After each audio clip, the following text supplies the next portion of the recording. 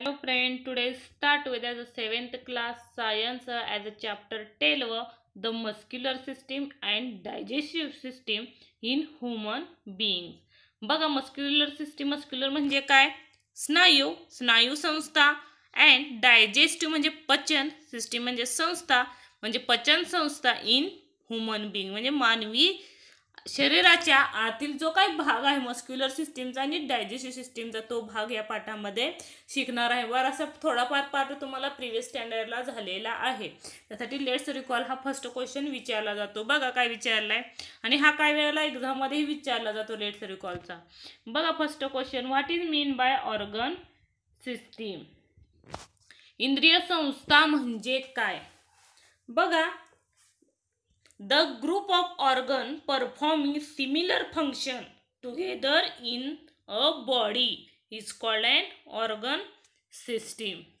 Second question बघा, how are the bones in our body joined to each other? म्हणजे शरीरातील हाडे एकमेकांना कशी जोडलेली आहेत? each other by ligaments, ligament मध्ये जोडलेली आहेत. नंतर बघा muscular system point of today's C is a स्नायू संस्था. बघा काय ट्राय धिस आहे म्हणजे ऍक्टिव्हिटी आहे. काय ऍक्टिव्हिटी करायची आहे बघा, close your fist tightly and bend your arm at elbow. बघा तुमच्या हाताचा जो पंजा आहे, पाची बोटाचा पंजा, त्याचे काय करायची, मूठ घट्ट आवून धरायची आणि परत काय करायचा, आर्म ॲट दी एल्बो आणि ब्लेंड करायचा. आर्म म्हणजे कोपरापासून काय करायचं, दुमडायचा हात आपला आकृतीत दाखवल्याप्रमाणे. Now fill upper part of this arm with fingers on your other hand. What did you experience? म्हणजे दुसऱ्या हाताची बोटे दंड चापचून पहा, काय लक्षात येईल?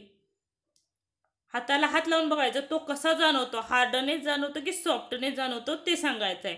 बघा काय येईल ते, did you feel the hardness in the upper arm? तुमच्या म्हणजे ते जो काही मासल भाग आहे कोपऱ्यापासून जो काही दुमडलेला आहे त्या भागात तुम्हाला हार्डनेस जाणवला का? बरं जाणवला असेल किंवा नसेल तर तो काय होईल, this fleshy part consist of muscle. जाणवला असेल, हार्ड असेल किंवा सॉफ्ट असेल, काय जाणवतं तुम्ही हात लावून पहा. त्याच्यावरून असं सांगितलं त्यांनी, this fleshy part consist of muscle. तो काही फ्लेशी म्हणजे कसा, मासल भाग जो काही जाणवला तो म्हणजेच काय, मसल, स्नायू आहेत. Muscles contract and relax as different part of our body move. बघा जे काय आकुंचन शीतलीकरण पावतं ते विविध हालचाली करताना होत असणं स्नायूंचं. प्रत्येकाचं कॉन्ट्रॅक्ट आणि रिलॅक्सन होत असतं स्नायूंचं, मसलचं. Muscle give our body a specific shape and moisture. या स्नायूमुळे तुमच्या बॉडीला काय प्राप्त होतं, a specific shape and posture काय होतं, प्राप्त होतं. नंतर बघा डेफिनेशन आहे कशाची, तर मसलची. बघा muscles are bundles of fibres that of contract and relax is required. बघा स्नायू म्हणजे काय, याचे गरजेनुसार कॉन्ट्रॅक्ट अँड रिलॅक्स म्हणजे काय, आकुंचन आणि रिलॅक्स म्हणजे काय, शीतलीकरण होऊ शकणाऱ्या असंख्य तंतूंचा जो काही गट आहे. फायबर्स म्हणजे काय, तंतू. बंडल म्हणजे काय, ग्रुप. जो काही ग्रुप आहे त्याला स्नायू किंवा मसल्स असं म्हटलं जातं. नंतर बघा, कॅन यू टेल, काय क्वेश्चन विचारलाय बघा, what is the mutual relationship between muscles and bones? स्नायू आणि हाडे यांच्यात कोणते परस्पर संबंध आहेत? बघा हे त्यांचं काय सांगता येईल, muscles are firmly attached to bones. Muscle कशाला अटॅच्ड असतात, थोडेफार ॲज अ बोनला अटॅच असतात, बरोबर आहे. Muscles of the tendons due to the contraction and relaxation. जेव्हा त्याचं शीतलीकरण, आकुंचन आणि शीतलीकरण होतं ऑफ दी मसल्स, स्नायूंचं, the bones are able to move. त्याच्यामुळं जे काही बोन्स आहेत लक्षात ठेवा ते काय होतात, मूव्ह होतं. मूव्ह होणं त्यांना शक्य होतं. कशामुळं, जेव्हा मसलचं कॉन्ट्रॅक्शन आणि रिलॅक्शन होतं. आणि help to movement of our body. आणि त्याची मदत कशाला होते, आपल्या बॉडीची हालचाल करण्यासाठी, दॅट मीन्स ऑफ मुवमेंट करण्यासाठी. लक्षात ठेवा. नंतर बघा Muscles are firmly attached to bones by means of tendons. When muscle contract, there is movement at the joint and the bones move either near to or from each other. दिलेले answer. नंतर बघा आकृतीमध्ये दाखवलं कुठली रिलॅक्सेशनची condition आहे मसलची आणि कुठली construction, म्हणजे एखादं तुम्ही कार्य करता तेव्हा त्याचं काय होतं तर पहिल्याच्या काय सांगितले नो मुवमेंट, तेव्हा आपली मसल्स काय असतात रिलॅक्स असतात. लक्षात ठेव काय कुठल्या ह्याच्यात असतात रिलॅक्स ह्याच्यात म्हणजे शिथिलीकरण ह्याच्यात असतात. आणि जेव्हा तुम्ही एखादी मुवमेंट करता किंवा हाताला एखाद्या गोष्टीचं ताण देऊन उचलण्याचा प्रयत्न करता तेव्हा त्याचं कॉन्ट्रॅक्शन होतं म्हणजे त्याचं आकुंचन होतं स्नायूंचं. बघा पॉइंट कड. The action of muscles is necessary for all kinds of movements, from the small movement of eyelids to the demand great strength and chopping wood with an axe. बघा पापणी लावण्याच्या लहान क्रियेपासून ते कुऱ्हाडीची लाकडी फोडण्याच्या ताकदीच्या हालचालीपर्यंत शरीराच्या सर्व क्रिया ह्या कशामुळे होतात फक्त फक्त याचं मसलमुळे होत असतात, स्नायूमुळे घडून येतात. म्हणजे आईला म्हणजे आपल्या आईला अशीच पडायच्या आधी ह्या क्रिया काय काय घडून येतात असं सांगण्याचा प्रयत्न केला. नंतर बघा we use muscles for various movement like. बघा मसलचा यूज कशासाठी केला जातो बघा कुठल्या मुवमेंट लाईक टॉकिंग बोलणे, लाफिंग हसणे, वॉकिंग चालणे, नंतर जम्पिंग म्हणजे काय उड्या मारणे, थ्रोईंग आणि फेकण्यासाठी एक्सेट्रासाठी कशाचा यूज केला जातो मसलचा. बघा यूज केलं जातं तुम्ही जनरली लिहू शकता आपण कशासाठी मसलचा म्हणजे स्नायूंचा यूज केलं काही असेल आपण चॉपिंग करत असोल म्हणजे काहीतरी कट करत असो खेळत असोल कशासाठीही सांगू शकता कशाचा यूज करू शकतो आपण मसलचा. नंतर बघा यूज युअर ब्रेन पॉवर. बघा काय विचारले which part of our body are made up of only muscles. बघा स्नायूंच्या म्हणजे आपल्या शरीरात फक्त स्नायूपासून तयार झालेले अवयव कोणते आहेत झाले गेल्या वर्षी आणि पुढे आहे तुम्ही तुमच्या मनाने लिहू शकता नसेल तर पुढे आहे बघा. बघा नंतर पॉइंट डू यू नो माहिती आहे का तुम्हाला. There are more than 600 muscles in the human body. बघा आपल्या शरीरात किती मसल्स आहेत स्नायू जास्तीत जास्त 600 मसल्स आहेत. 600 पेक्षा जास्त आहे कारण मोर दॅन शब्द वापरलाय. जर बघा muscle contributes almost 40% weight of healthy adult human body. बघा म्हणजे प्रौढ निरोगी व्यक्तीच्या शरीरात सुमारे याचं 40% वजन हे कशाच असतं ह्या मसलचं म्हणजे स्नायूंचं असतं. There are about 30 muscle in the human face. बघा त्यातील 30 मसल म्हणजे 30 स्नायू हे आपल्या चेहऱ्याच्या भागामध्ये असतात बॉडीमधल्या. नंतर बघा our eyes mouth and nose are encircled by small muscles. Expression त्यातले एक्सप्रेशन मध्ये जातात मसल. बघा कुठले एक्सप्रेशन असेल लाईक हॅपीनेस आनंदीपणा, sadness, fear are express by the movement of the muscle of the face. हे फेसमध्ये काय जी मुवमेंट आहे ते आपण दाखवूया. आनंद झालो, दुःखी झालो किंवा एखादी गोष्ट क्लिअर झाली म्हणजे त्याच्यातून आनंद भेटला अशा गोष्टीतून मसल हे काय पडतात आपल्याला दिसून येतात मुवमेंट झालेल्या. सॅड झाले की आपण सॅड होतो तेव्हा एखादी मुवमेंट होते. जेव्हा तुम्ही अतिशय आनंदी असते हॅप्पी असता हसत असता तेव्हा काय होते मसलची मुवमेंट होत जाणवते. नंतर बघा कॅन यू टेल सांगा पाहू are the muscles of different organ in our body identical. बघा आपल्या शरीरात विविध अवयवामध्ये एकाच प्रकारचे स्नायू असतात का झाले गेल्या वर्षीही. त्याचं उत्तर काय येईल no. The muscles of different organ are different in their structure. प्रत्येक मसल हे कसं आहे वेगवेगळं आहे बरोबर आहे का आणि त्यांचा शेप ही काय वेगवेगळा आहे त्याच्यामुळे आन्सर काय नो येईल. नंतर त्यातला पहिला बघा व्हॅल्युटरी मसल्स. बघा व्हॅल्युटरी मसल म्हणजे काय ऐच्छिक स्नायू म्हणजे आपल्या इच्छेने चालणारे स्नायू आपल्या बॉडीमधले, त्याला व्हॉल्युटरी मसल म्हणतात. त्याला मराठीमध्ये ऐच्छिक स्नायू म्हणजे आपल्या इच्छेनुसार चालणारे स्नायू. बघा काय येतंय, वर्किंग विथ अवर हँड म्हणजे तुम्ही काय हाताचं कार्य करता ते कशावर अवलंबून आहे, इच्छेवर आहे आपल्या. करू शकतो किंवा नाही केलं तरी ते कसं आहे, आपल्या व्हॉल्युटरीवर आहे, ऐच्छिकवर आहे. नंतर वॉकिंग, इटिंग एक्सेट्रा अशी बरीचशी उदाहरणं सांगतात. चॉपिंग असेल, फायरिंग असेल, काही हे कशावर डिपेंड आहे, व्हॉल्युटरी मसलवरती म्हणजे आपल्या ऐच्छिक स्नायूवरती. ते करू शकता, नाही केलं तर 4 दिवसांनी केलं तर ते आपल्या इच्छेनुसार आहे. नंतर बघा are function that depend upon or our will म्हणजे तुमच्यावर ते डिपेंड करतं कधी करायचं कार्य. जेवण असेल, इटिंगचं कार्य असेल ते स्वतःवरच डिपेंड असतं कधी भूक लागते. नंतर बघा muscle used in this action are called muscles. Muscles बघा म्हणजे अशा कामासाठी वापरात येणाऱ्या स्नायूंना ऐच्छिक स्नायू असं म्हटलं जातं. फॉर एक्झाम्पल बघा, मसल्स इन अवर आर्म, हे कुठं मसल्स आहेत बघा, आर्ममध्ये आणि लेग्स आर व्हॅल्युटरी मसल. लक्षात ठेवा, अवर आर्ममध्ये आणि लेग्समध्ये ऐच्छिक स्नायू असतात. विचारही जातं व्हॅल्युटरी मसल्स कोणते, त्याच्यामध्ये कुठले लिहायचं, आर्म आणि लेग्समध्ये. नंतर बघा सेकंड, इनव्हॉल्युटरी मसल म्हणजे अनैच्छिक स्नायू. मग व्हेरियस प्रोसेस लाईक ब्रीदिंग, श्वास घेणं हे आपल्या इच्छेनुसार चालतं का, तुमचा श्वास बंद पडण्याची शक्यता असते. आपण म्हटलं 5 मिनिटं श्वास ब्रीदिंग आपलं बंद करूया, होईल का, शक्य नाही, कारण ते आपोआप होणारी प्रक्रिया आहे म्हणजे ते इनव्हॉल्युटरी आहे. तुम्ही कितीही रोखला तरी तो आपोआप श्वास होता नसेल तर गुदमरून मरूही शकतो.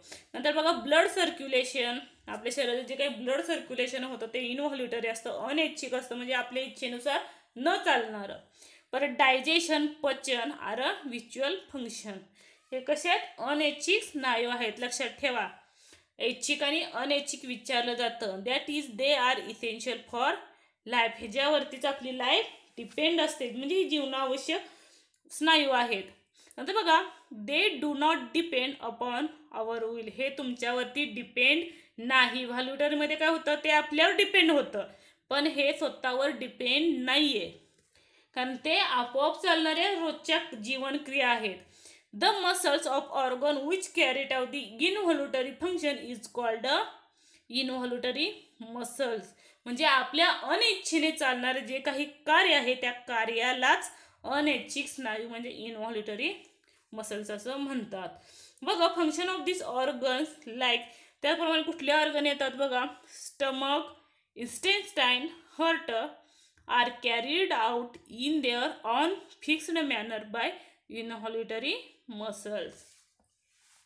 नंतर बघा स्काय ब्ल्यू कलरमध्ये बघा एक लाईन दिली, काय दिले बघा, which organ in our body have voluntary muscles and which one have involuntary muscle म्हणजे शरीरातील कोणकोणत्या अवयवामध्ये ऐच्छिक आणि अनैच्छिक स्नायू आहेत ते लिहायचे आणि find out and make a list of each type. तुमचं चुकलं तर चुकू दे पण ट्राय करण्याचा प्रयत्न करा, कोणतेही असू दे ते लिहून काढा. नंतर बघा टाइप्स ऑफ मसल्स म्हणजे त्या स्नायूंचे आता प्रकार विचारलं बघा, कुठले कुठले प्रकार येतात बघा. पहिला 3 प्रकार आहेत, स्केलेटल मसल, हर्ट और कार्डियक मसल आणि स्मूथ मसल, अस्थि स्नायू, हृदयाचे स्नायू आणि मृदू स्नायू म्हणजे सॉफ्ट म्हणू शकतो किंवा स्मूथ म्हणू शकतो त्याला. बघा स्केलेटल मसल, स्केलेटल मसल म्हणजे काय, अस्थि स्नायू बघा, the 2 ends of each of these muscle are attached to different bone. बघा या स्नायूंची दोन्ही टोके 2 वेगवेगळ्या हाडांना जोडलेली असतात.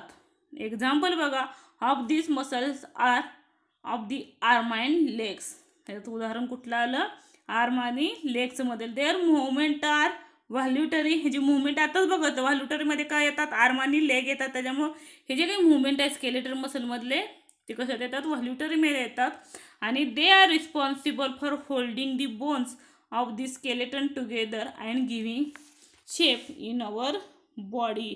हे स्नायू हाडांचा सागाडा काय करतं, एकत्र ठेवतं आणि जी काही आपली बॉडी आहे त्याला स्पेसिफिक शेप देण्याचं कार्य करतं. कोण, स्केलेटल मसल. नेक्स्ट बघा हर्ट और कार्डियक मसल म्हणजे हृदयाचे स्नायू. त्याला हर्ट म्हणलं जातं किंवा कार्डियक, दोन्हीपैकी कोणतेही यूज करा. These muscle bring about the contraction and relaxation of the heart. Heart म्हणून सांगू शकता हे कुठला इनव्हॉल्युटरी मुवमेंट आहे, बरोबर आहे का, आपल्या इच्छेने चालत नाही त्यामुळे हे इनव्हॉल्युटरीमध्ये येतं. आणि cardiac muscles causes our heart to relax and contract continuously at rate about 70 times per minute. ह्याचं जे रिलॅक्स म्हणजे शीतलीकरण आकुंचन होण्याचा जो काही रेट आहे तो किती आहे, 70 टाइम्स म्हणजे 70 वेळा होतं एका मिनिटामध्ये. बघा त्याचं जे आकुंचन आणि शीतलीकरण म्हणजे आपण श्वास घेतो वर खाली होणं जी काही क्रिया आहे आकुंचन शीतलीकरण, दॅट मीन्स ऑफ रिलॅक्स आणि कॉन्ट्रॅक्ट, ते एका मिनिटामध्ये 70 वेळा होतं, हे लक्षात ठेवा. नंतर बघा स्मूथ मसल्स. बघा स्मूथ मसल म्हणजे काय, मृदू मसल किंवा अतिशय मऊ असं स्नायू. These muscles are present in the internal organ other than the heart. बघा हे स्नायू कुठे आहे, शरीराच्या इतर आंतरद्रव्यामध्ये हे स्नायू आढळतात स्मूथ मसलचे. For example muscles of the stomach, intestine, blood vessel, uterus, या ठिकाणी स्मूथ मसल्स असतात etcetera. Stomach, intestine, blood vessel, uterus आहे म्हटल्यावर कुठलं इनव्हॉल्युटरी येईल का, नाही येणार. त्याच्या मुवमेंट कशी येतेल्या, इनव्हॉल्युटरीमध्ये येतेल्या. अँड स्लो, ह्याच्यात ज्या काही क्रिया होतात ते कशा होतात, अतिशय स्लो होतात. Various vital function of our body of which we remain quite unaware and carried out the special muscle. म्हणजे हा विशेष स्नायूकडून शरीराचे अनेक अशी जीवनावश्यक कार्य आपल्या न कळत होतं, म्हणजे आपल्यालाही कळत नाही अशा क्रिया होत असतात ह्या मसलच्या सहाय्यानं, स्मूथ मसलच्या सहाय्यानं. नंतर बघा कॅन यू टेल. बघा how do muscle perform their function. Muscle स्नायूंचे कार्य कसे चालते ते तुम्ही सांगा. नंतर बघा ट्राय दिस, करून पहा, प्रयोग आहे तुम्ही स्वतः करायचा आहे.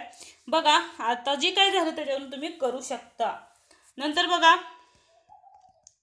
Hold your arm straight at the elbow. काय करायचं, मूठ न आवळता आपला हात सरळ ठेवायचा विदाउट क्लोज युअर फिस्ट, म्हणजे एक सरळ रेषेत ठेवायचं. आपले गेल्या वर्षी झाले 180 डिग्रीमध्ये होतो, म्हणजे इथं कुठली क्रिया होती ते सांगायचं आहे तुम्हाला. नंतर बघा bend the arm at the elbow through 90 degree. आता एल्बोपासून काय करायचा, 90 डिग्री होईल एवढा काय आर्म आपला वळवून घ्यायचा. तिथं कुठली क्रिया होती गेल्या वर्षी झालेली त्या पुस्तकात पहा.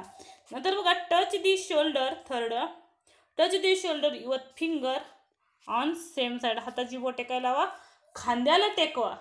तिथं कुठल्या ह्याच्यामध्ये मसल्स येतात ते लिहा, गेल्या वर्षी झालेला आहे हे आपल्याला त्याच्यावर तुम्ही सांगू शकता.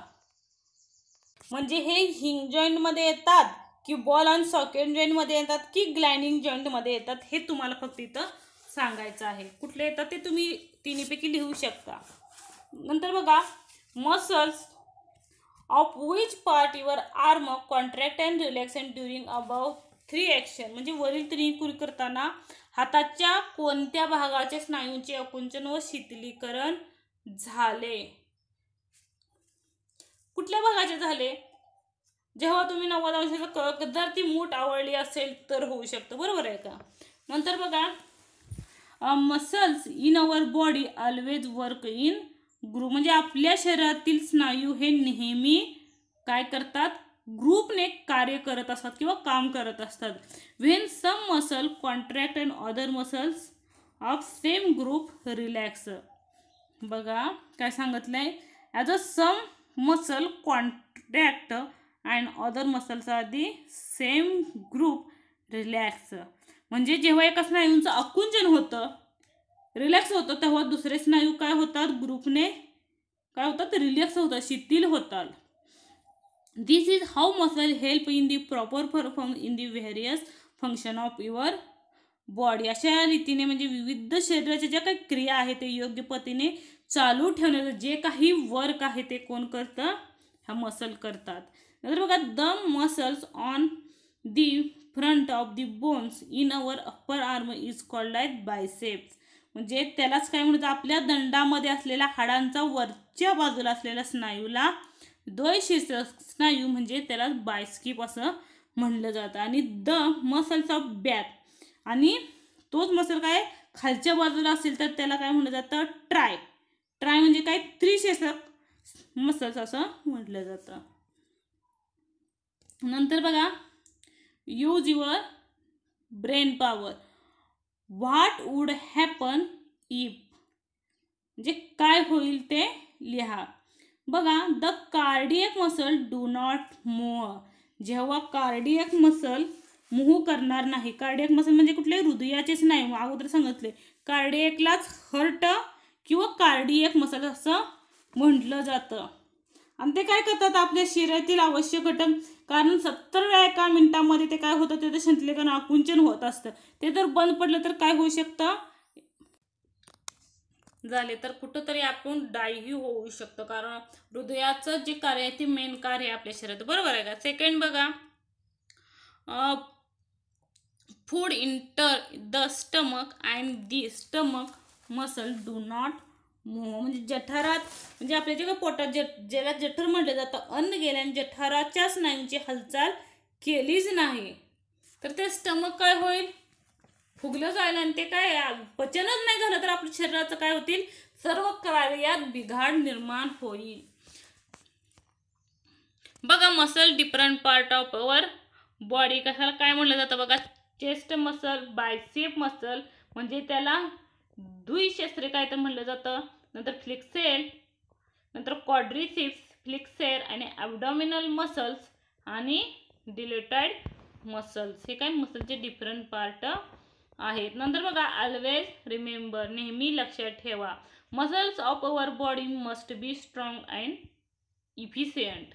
म्हणजे शरीराचे जे काही स्नायू आहे ते कसे बळकट आहे आणि कार्यप्रमाण असणे आवश्यक आहे. म्हणजे कार्य करण्यासाठी उत्सुक असणे जेवढंच महत्त्वाचं आहे.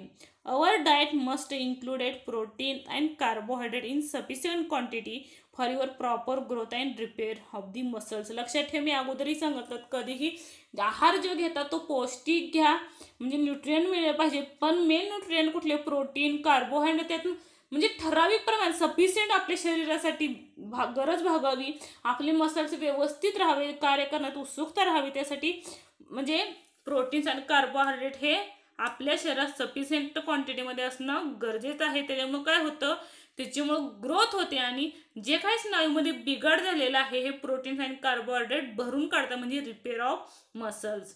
नंतर बघा, we must get regular exercise. आणि रेग्युलर जी एक्सरसाइज आहे ती केली पाहिजे. खेळ असतील कुठले काही ते खेळले पाहिजे, म्हणजे घरचे मोबाईलवरचे खेळ सोडून. नंतर बघा, it makes a muscle strong. We must sit a straight back and not with a back hatched and bent. बघा, स्नायू तर बळकट असले पाहिजे, काय सांगितलंय, स्ट्रॉंग, बरोबर, मसल्स आर स्ट्रॉंग. त्याचबरोबर त्यांनी काय सांगितलंय, आपण नेहमी जेव्हा बसतो ते कसं बसलं पाहिजे, ॲज अ स्ट्रेट बॅक, एका सरळ रेषेत, म्हणजे ताट बसलं पाहिजे. Not with a back hatched and bend, म्हणजे वाकून बसू नका, कारण तसे बसले तर काय होतं बघा, otherwise gradually change of structure in the vertebrate. तुमचा जो कणा आहे पाठीचा व्हर्टिब्रेटचा तो काय होईल, त्याच्यानुसार त्या स्ट्रक्चरनुसार वाकला जाईल, म्हणजे तुम्हाला तशी सवय लागेल आणि तसेच नाही ते काय होतील, वाकले जातील. तुम्ही परत ताट केलं तर ते ताट होऊ शकणार नाही, कारण त्याला तशी सवय लागलेली असते. त्याच्यामुळं muscles in the shoulder and back being to hurt, म्हणजे पाठीचे किंवा खांद्याचे स्नायू दुखू लागतात, त्याच्या कशामुळे, ताट न बसल्यामुळे पुढं पुढं हे त्रास जाणवू शकतात. Disorder of the vertebral column may also arise, तसेच पाठीच्या कण्याचे आजार संभावू शकतात पुढे भविष्यात, फ्युचरमध्ये. नंतर बघा, during exercise movement of the heart muscle become more rapid. म्हणजे व्यायाम करीत असताना हृदयाच्या स्नायूंची हालचाल जलद होते, अगोदरही सांगितलेलं आहे मी. बिकम मोर रॅपिड, जास्त गतीने हार्ट मसलची एक्सरसाइज होत असते जेव्हा तुम्ही मुवमेंट करता. Breathing to becomes faster, injuring the sufficient supply of oxygen nutrient of various part of the body. त्यामुळे श्वासात काय होतं, जेव्हा तुम्ही फास्ट कार्य करता बघा, तुम्ही जास्त रनिंग करता तेव्हा ब्रिदिंग काय होतं, फास्ट होतं, त्याच्यामुळे काय हार्टही फास्ट चाललं जातं. झाल्याने काय होतं, शरीरातील ऑक्सिजन व रक्तातील पोषण तत्वाचा भरपूर पुरवठा होतो जेव्हा तुम्ही एक्सरसाइज करता तेव्हा. नंतर बघा डायजेस्टिव्ह सिस्टीम. बघा पचन संस्था हा दुसरा घटक झाला. पहिला कुठला होता, मस्क्युलर सिस्टीम स्नायू संस्था, आता पचन संस्था. बघा what happens to the food we eat and inside our body. आपण खाल्लेल्या अन्नाची शरीरात काय होते. बघा काय होतं answer, the food that is taken inside the body is completely digested in alimentary canal. Alimentary कॅनलमध्ये आपलं जे काही पचन करण्याचं कार्य कंप्लीट होत असताना the nutrient obtain through the digestion are absorbed in the blood. म्हणजे जे काही आवश्यक घटक आहे, अगोदर शिकलोय, आवश्यक घटक आहे ते ब्लड शोषून घेत असताना इनडायजेस्ट झालेलं फूड काय करतं, आपल्या शरीराच्या टाकाऊ पदार्थापासून ते म्हणजे बाहेर टाकलं जातं, जे काही अनावश्यक आहे. नंतर बघा does this mix as with the blood. आपण खाल्लेले अन्न जसेच्या तसे रक्तात मिसळते का, नाही मिसळत, कारण त्याचं अगोदर काय होतं, डायजेशन होतं.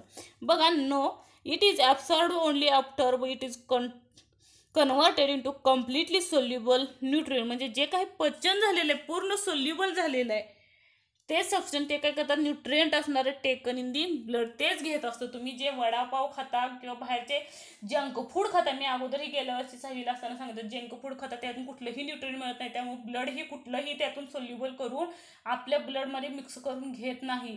जेव्हा तुम्ही न्यूट्रिएंट असणारं पालेभाज्या खाता, फळे खाता, तेव्हा काय होतं, त्यात आवश्यक असणारं जे काही लिक्विड फॉर्म होतं तेव्हा तो रक्त काय करतं, ॲब्सॉर्ब करून घेतं, म्हणजे शोषून घेतं, आणि तेव्हाच आपल्या शरीराला ऊर्जा एनर्जी मिळत असते, लक्षात ठेवा. बघा आपला पॉइंट आता, कारण हे झालेलं तुम्हाला लेट्स रिकॉलमध्ये विचारलं, म्हणजे झालेलं अगोदर तुम्हाला. बघा point, conversion of food into soluble form and absorption into the blood is called digestion. व्याख्या लिहून काढा कशाची, अन्नपचन कशाला म्हटलं जातं, conversion of food into a soluble form. बघा खाल्लेल्या अन्नाचे रूपांतर विद्राव्य घटकात होणे आणि ते नंतर काय होतं, इट्स ॲब्सॉर्प्शन इंटू ब्लड, ते परत ब्लड काय करून घेतं, शोषून घेतं, त्यालाच पचन असं म्हटलं जातं किंवा अन्नपचन असं म्हटलं जातं, फूड डायजेशन. बघा नंतर the digestive system consist of an alimentary canal and digestive gland. बघा पचन संस्था, अन्ननलिका, ॲलिमेंटरी कॅनल अँड पाचक ग्रंथी यांचा समावेश होतो as a digestive gland. The total length of alimentary canal, बघा विचारलं जातं, ॲलिमेंटरी कॅनलची लेंथ किती about 9 metres. The main part are the mouth, pharynx, oesophagus, stomach, small intestine, large intestine, rectum and anus. हे मेन पार्ट आहेत, विचारलंही जाऊ शकतं. कशाचे पार्ट आहेत, जे काही डायजेस्टिव्ह सिस्टीम आहे त्याचे काय मेन पार्ट आहेत, कुठले, mouth, pharynx, oesophagus, stomach, small intestine, large intestine, rectum and anus. नंतर बघा द सलायवरी ग्लँड्स. बघा the salivary glands, liver and pancreas are the digestive gland connected to the alimentary canal. Salivary gland म्हणजे काय, लाळ ग्रंथी, यकृत, साधीपुंड ही काय पाचक ग्रंथी आहेत आणि ती अन्न नलिकेशी ठराविक ठिकाणी काय केलेले असतात, कनेक्टेड असतात, जोडलेले असतात. नंतर बघा different organ of the digestive systems systematically perform the function of digestion. There are different stage of process of digestion the food, and each stage there is a different organ of the digestive system which perform a specific role. Let us study the structure and function of each organ of digestive system. म्हणजे पचन संस्थेतील वेगवेगळे इंद्रिय अन्न पचनाचे काय करत असतात, कार्य करत असतात, काम करत असतात, आणि अन्न पचनाच्या क्रियेत वेगवेगळे टप्पे आहेत. प्रत्येक टप्प्यात काम करणारी पचन इंद्रिये म्हणजे डायजेशन होत असते त्याचं. फूड ऑफ द स्टेज आहे the different organ in different digestive system म्हणजे आणि त्याचे काम सुरळीतपणे ते पार पाडत असतात प्रत्येक जी इंद्रिय आहेत ती. आता आपण काय करणार आहेत, पचन संस्थेतील इंद्रियाची रचना आणि कार्य कसं असतं ते बघणार आहोत. त्यात बघा टीथ. बघा the process of digestion being with a function of teeth in the mouth. Teeth कुठं असतात, माउथ मध्ये म्हणजे तोंडामध्ये असतात, बरोबर आहे. त्याची अन्न पचनाची जी क्रिया आहे ॲज अ डायजेशन होण्याची क्रिया ही आपल्या कशापासून होते, तोंडातील दातापासून होत असते. अन्न तर चावलंच नाही तर ते डायजेशन होऊ शकेल का, नाही, तर दातापासून सुरुवात होते. There are 4 types of teeth. ह्या टीथचे पार्ट किती आहेत, 4 आहेत बघा, 4 टाइप्स. नेमली इन्सियर्स, कॅनाइन, प्रीमोलर्स अँड मोलर्स. बघा लक्षात ठेवा दाताचे कुठले भाग आहेत, पटाशीचे दात, सुळे दात, दाडा आणि उपदाडा. हे काय 4 प्रकार आहेत, लक्षात ठेवा. आणि आकृतीमध्ये दाखवलंय. इन्सियर म्हणजे कुठले, पटाशी दात. नंतर कॅनाइन म्हणजे कुठले, सुळे दात. ज्याला टोक असतात आपल्या दाताच्या दोन्हीकडे असतात बघा सुळे दात. त्या सुळे दाताला काय असतं, वरती धार असल्यासारखं असते कॅनाइनला. नंतर प्री मोलर हे माहिती आपल्या दाडा असतं, दाडाच्या पुढचा भाग. आणि मोलर त्या बारक्या दाडांच्या पाठीमाग असतात, ते मोलर्स असतात. Each types of the tooth has a specific function.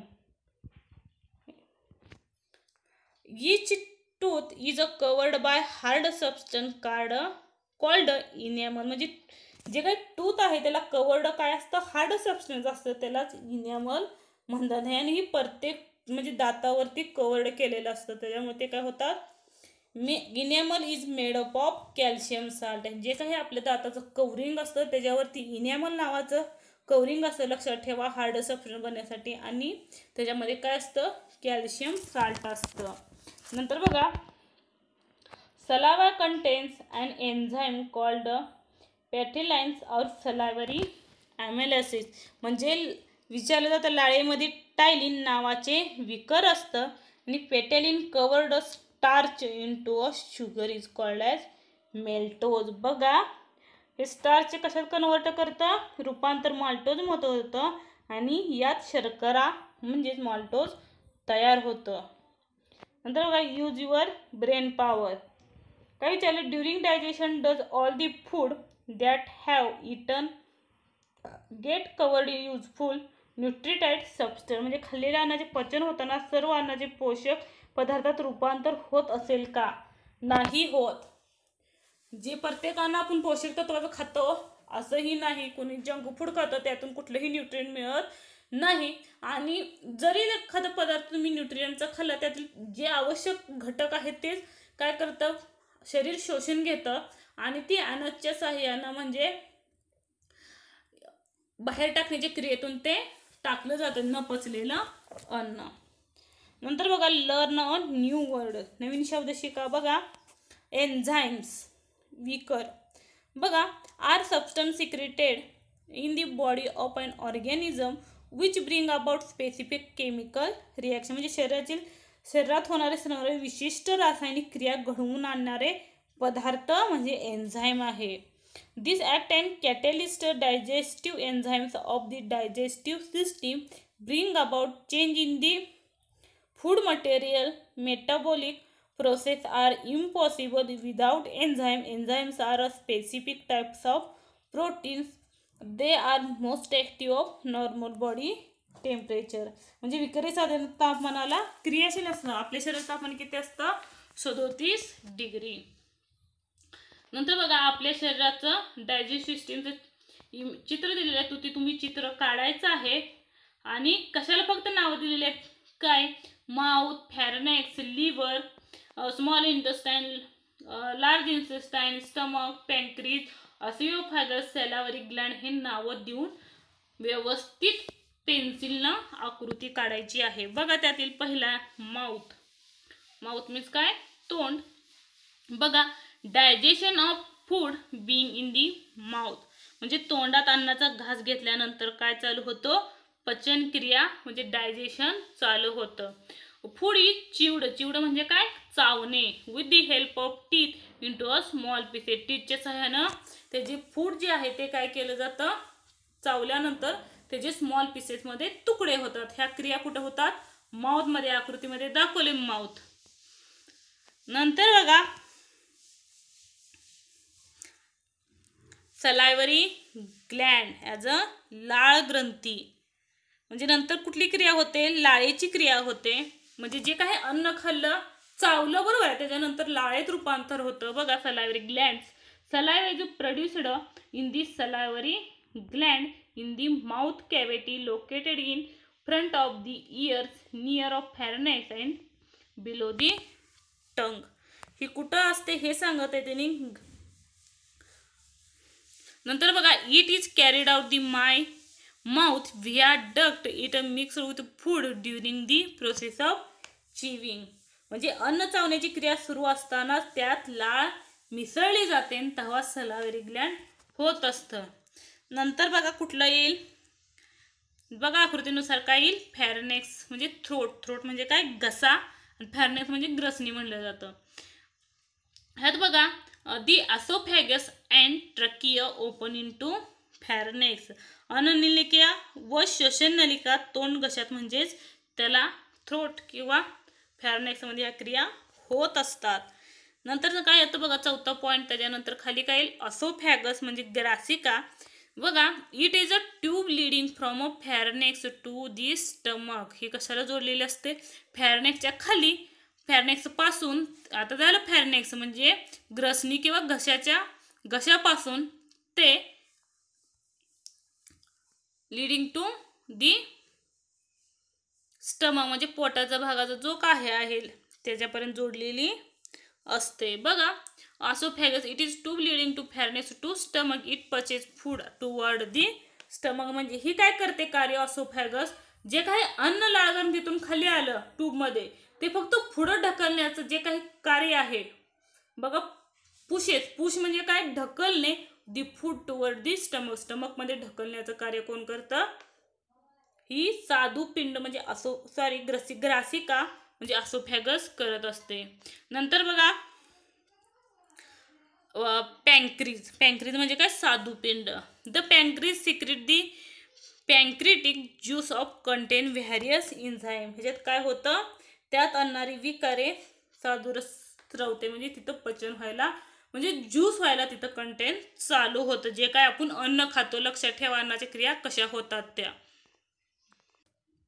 नंतर लिव्हर, लिव्हर म्हणजे काय, यकृत, आकृतीमध्ये दाखवलेलं आहे बघा यकृत. बघा the liver is the largest gland in the body, विचारलं जातं आपल्या बॉडीमध्ये सर्वात लार्जेस्ट ग्लँड कोणता आहे डायजेस्टिव्ह सिस्टीममध्ये, तर कुठला आहे, liver is the largest gland in the body, सर्वात मोठी ग्रंथी कुठली आहे, यकृत, ॲज अ लिव्हर. बघा it is a rich supply of blood, यकृताला भरपूर रक्तपुरवठा होत असतो, यकृत आकृतीमध्ये दाखवलंय.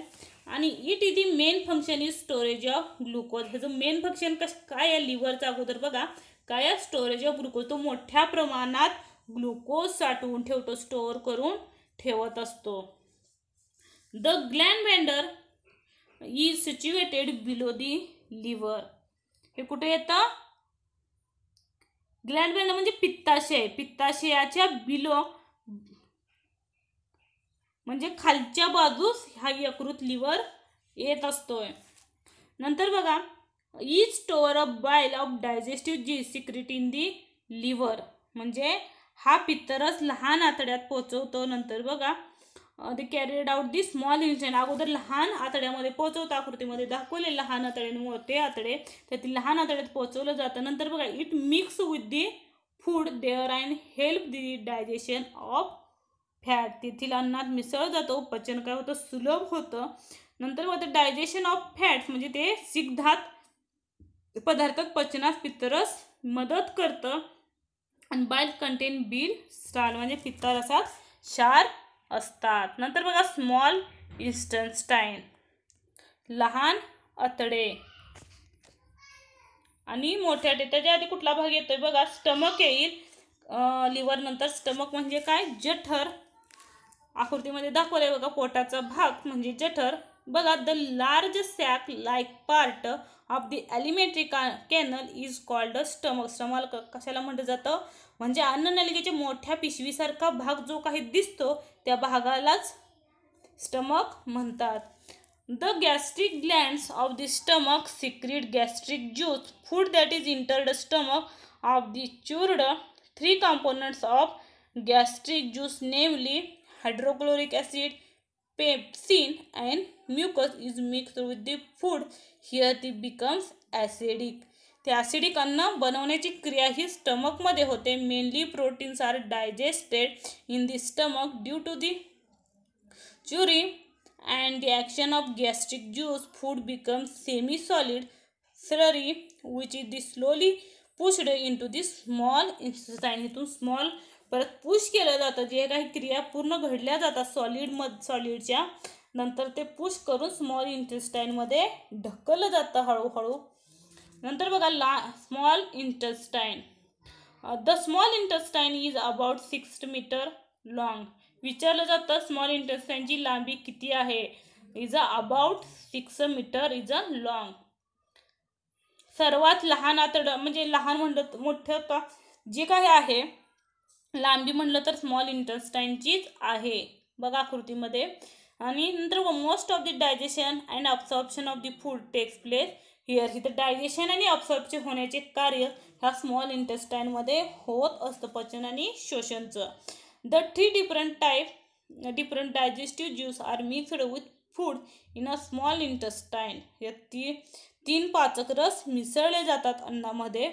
Absorption into blood and nutrient obtained by the digestion of food it occurs in small intestine. म्हणजे अन्न पचनातून मिसळलेले पोषक पदार्थ रक्तात शोषण्याचे काम लहान आतड्यामध्ये होत असते. शेवटचं बघा, लार्ज इंटेस्टाईन. ह्याचं कार्य काय बघा, ह्याची लांबी बघा किती आहे, लहान आतड्यापेक्षा कमी आहे. विचारलं जातं the large intestine in the about 1.5 metre long.